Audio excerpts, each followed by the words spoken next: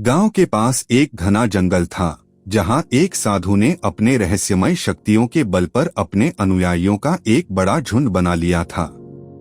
साधु ने यह झूठा प्रचार किया कि उनकी शक्तियां केवल उन्हें ही नहीं बल्कि गांव को भी समृद्धि और सुरक्षा दे सकती हैं। लेकिन वास्तव में वह अपनी शक्तियों का दुरुपयोग कर रहे थे। साधु हर पूर्णिमा की रात को गांव की महिलाओं और बच्चों से बलिदान मांगते थे। वह कहते थे कि इससे उनके जादुई बल में और वृद्धि होगी। गांव के लोग डर के मारे चुप रहे, लेकिन एक साहसी युवक अजय ने साधु की सच्चाई जानने का निर्णय लिया। अजय ने एक रात साधु के आश्रम में घुसने का साहस जुटाया। वहां उसने देखा कि साधु एक पुरानी किताब के पन्नों को पढ़ रहा था जिसमें खौफनाक जादू के मंत्र लिखे थे।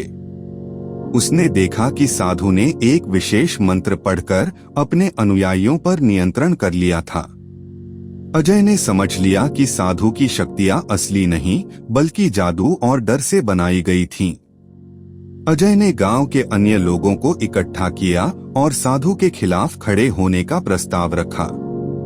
उन्होंने साधु की शक्तियों को खत्म करने के लिए एक योजना बनाई। उन्होंने मिलकर साधु का सामना करने का निर्णय लिया। पूर्णिमा की रात गांव वाले एकजुट होकर साधु के आश्रम के सामने खड़े हो गए। साधु ने उन्हें देखकर मुस्कुराया और कहा, तुम मुझसे लड़ नहीं सकते। मेरे पास शक्तियां हैं। लेकिन गांव वालों ने एकजुट होकर कहा, हम अब डरने वाले नहीं हैं। तुम्हारी शक्तियां झूठी हैं। साधु ने अपनी पूरी शक्ति से मंत्र पढ़ना शुरू किया, लेकिन अजय ने उसी समय विद्वान द्वारा सिखाया गया एक जादुई मंत्र पढ़ा। उसकी आवाज ने साधु के जादू को तोड़ दिया। साधु के अनुयायी एक एक करके उसके नियंत्रण से मुक्त हो गए और गांव वाले साधु पर हमला करने लगे। आखिरकार साधु ने हार मान ली। उसकी शक्तियां धीरे धीरे खत्म हो गईं और उसने अपनी सच्चाई स्वीकार की।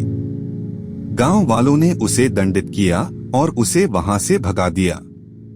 साधु का नाम भी इतिहास में मिट गया। इस कहानी से हमें यह सीखने को मिलता है कि डर और शक्ति का दुरुपयोग हमेशा अस्थायी होता है और सच्ची शक्ति एकता और साहस में होती है।